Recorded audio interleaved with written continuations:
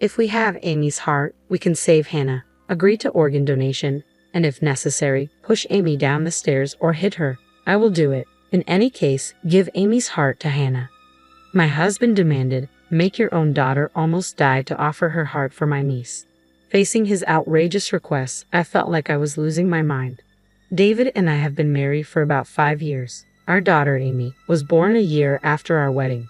From the moment I was pregnant, David showed no interest in our unborn child. When I told him I was expecting, his response was an indifferent, "Oh, is that so?" Perhaps it was due to the hormonal imbalance caused by pregnancy, but I remember shouting at David, "Why aren't you happy?" We ended up in a fight. I don't think David hates children. After all, when my sister Sarah gave birth to her daughter, Hannah, David, who was my boyfriend at the time, was so moved that he held the newborn and cried. "Babies are so small," he said through his tears. The look in his eyes as he touched Hannah's soft cheek was full of love.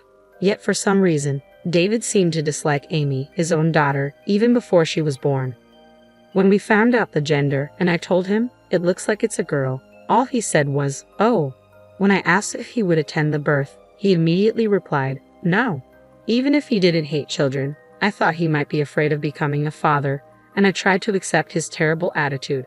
Then Amy was born safely. She was so lovely from the first moment I saw her, and her tiny hand grasping my finger was too adorable. But David showed no interest in Amy. When Sarah visited with Hannah, who was 2 years older than Amy, David only doted on Hannah. I always wondered why. Why wouldn't David ever hold Amy? Why did he always look annoyed when Amy came near him? When I confronted him with these questions, he always answered irritably, "I'm busy with work. I can't afford to spend time on the child." David was ambitious, eager to get promoted as soon as possible. He actively took on extra work, often secluding himself in his home office to write business proposals. Perhaps work was the most important thing to David. Still, I always wished he would consider his family first. It might be selfish, but I had always wanted him to watch Amy grow up with me.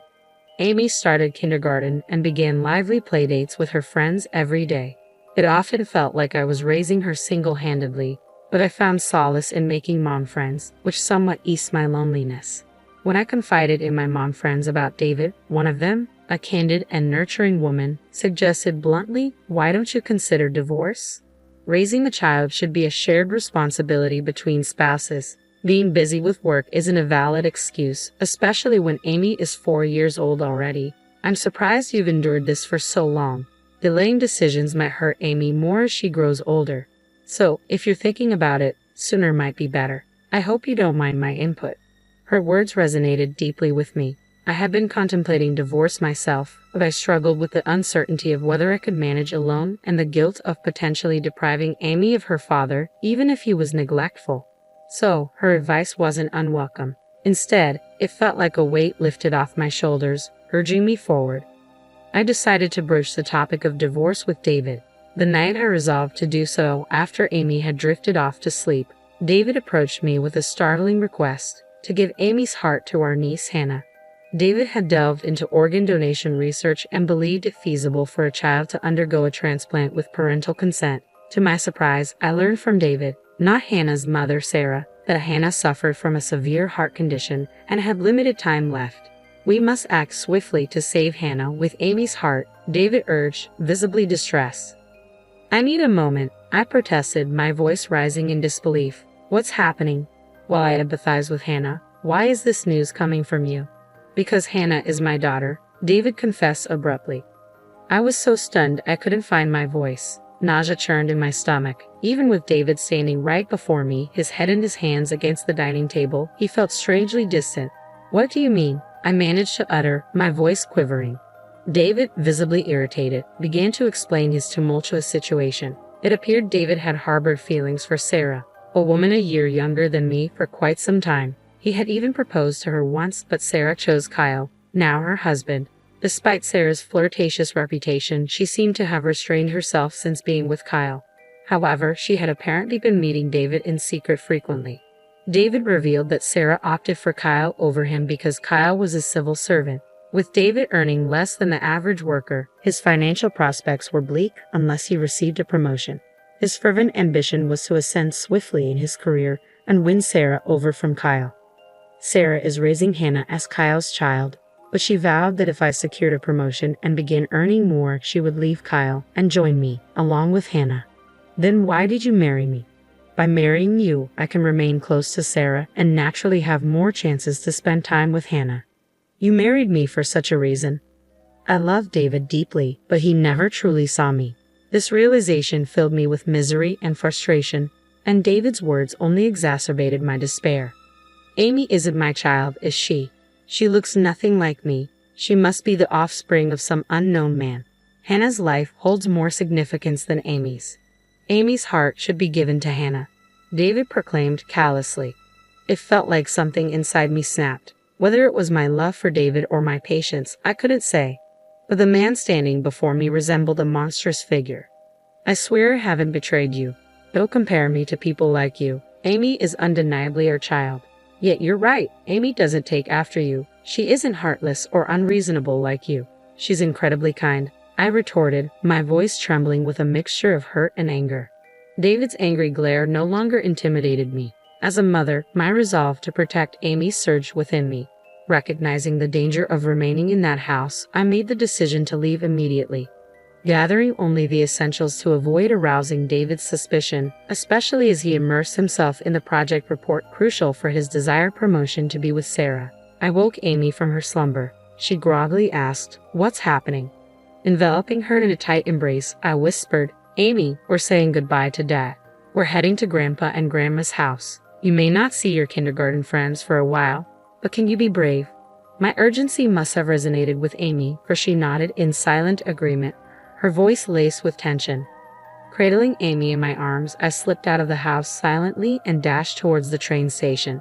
Though I briefly considered taking the car, I dismissed the idea, fearing David might demand its return. Once aboard the train, Amy, exhausted, drifted off to sleep, and we reached the vicinity of my parents' home just before the last train departed. Ignoring the barrage of calls and messages from David, who undoubtedly noticed our absence, I pressed the intercom at my parents' house. Startled but alert, my parents answered, questioning what had occurred. However, I requested to settle Amy first. After tucking Amy into bed upstairs, I divulged the situation to my parents. I confessed my intention to sever ties with David. Shocked by David's callousness and dismayed to learn of Sarah's deceit, they empathized with my plight. No parent would tolerate such betrayal. Concerned for Amy's safety, they graciously offered us refuge in their home.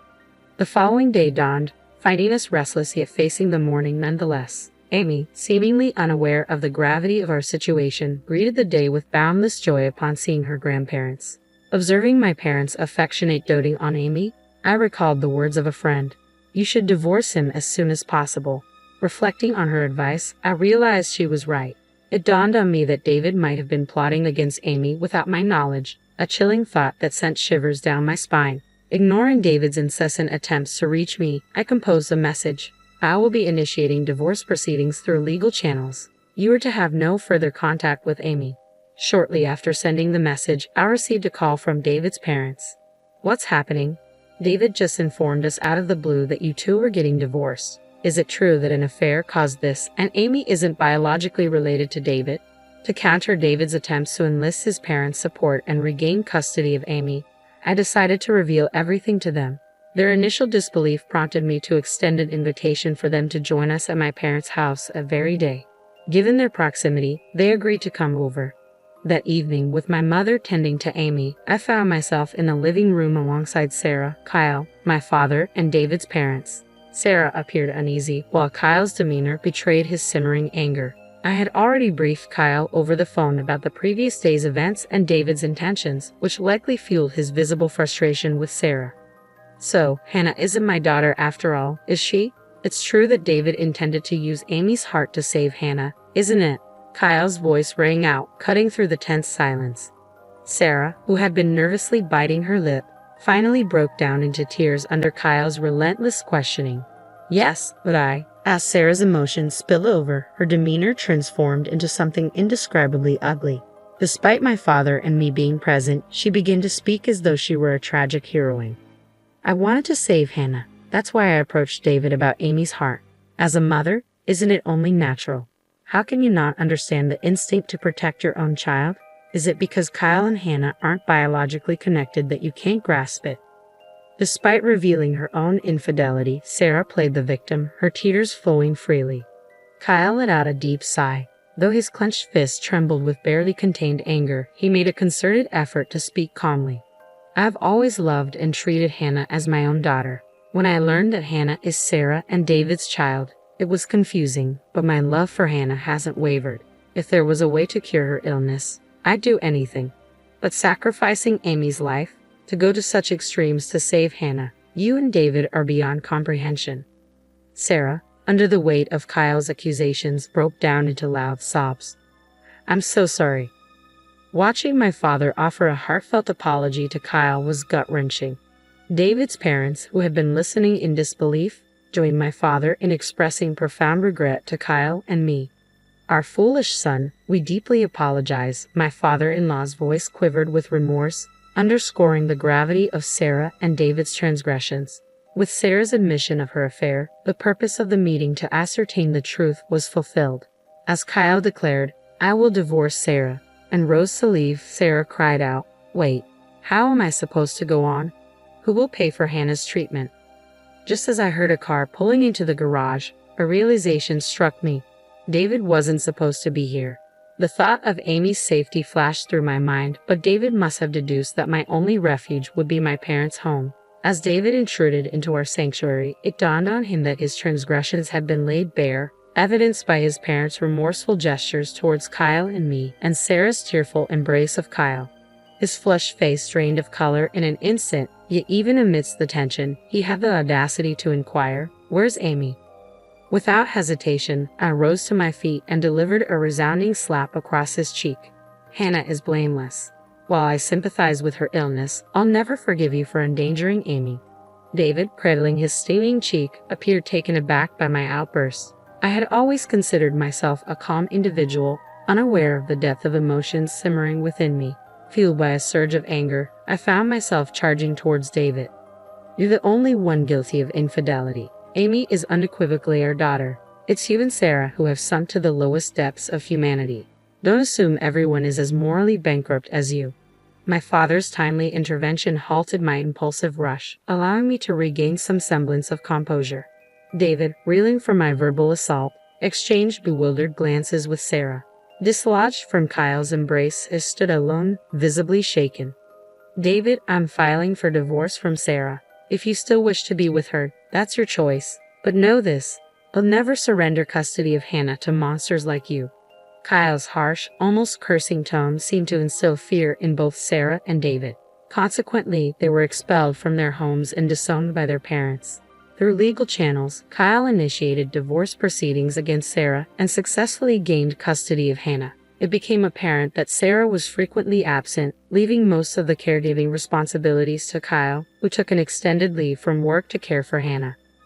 Likewise, I sought divorce from David with the assistance of a lawyer. In response, David sent a venomous text expressing his intent to marry Sarah. However, despite their plans, Sarah and David never tied the knot. Their parents severed all ties with Sarah, leading to her eventual mental breakdown and hospitalization. Despite her infidelity, it became evident that Sarah harbored genuine affection for Hannah. The inability to see her daughter shattered Sarah's resolve. Kyle, in a moment of disdain, remarked, "She used to complain about the hassle of caring for her," a sentiment I found myself echoing. Amy and I have found solace in the tranquility of my parents' home. At her new daycare, Amy has blossomed, making new friends and thriving in health and vitality. I maintain regular contact with Kyle, who informs me that Hannah is scheduled for a heart transplant operation. When we visited Hannah, she greeted us with a sweet smile and whispered to Amy, "After the surgery, we'll have so much fun together." Kyle and I have weathered our share of hardships, but we're now determined to raise our children with care and responsibility. As two single parents, we forged a bond of support and commitment. I can't help but smile, envisioning the future where Hannah and Amy frolic together in joy.